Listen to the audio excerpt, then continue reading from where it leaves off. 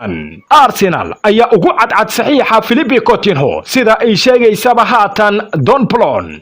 Chelsea waxay ka baxday loolanka baaxadda weyn ee lagu doonayay kubad sameeyaha reer Brazil kaasi oo 2019-2020 amaah ku qaatay kooxda Bayern Munich.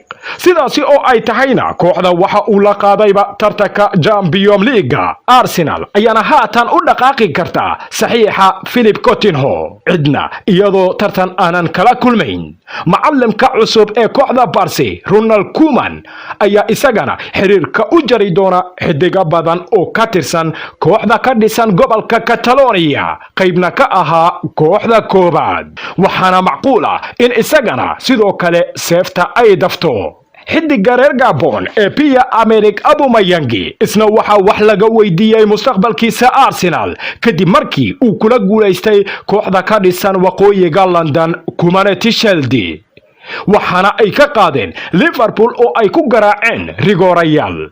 Aubameyang ayaana lahaa bilowga goolka koobaad ee kooxda Arsenal si cajaa'ib leh ayuuna u booqday shabaqadii uu wardiyaha ka noqonayay goolhaye Alisson. sidoo kale wuxuu lahaa goolkii ugu dambeeyay ee rigoorada ahayd isaga ayaana u xaqiijiyayba ku guuleysiga koob kale oo aad u weyn.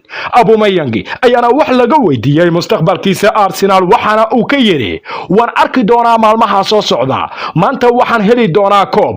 horumar ayaan sameynay welina waxaan noo dhiman shaqo badan oo u baahan in la qabto laakiin runtii tani waa waqti farxad iyo raaxo leh inaad noqoto ciyaaryahan kooxda Arsenal ah.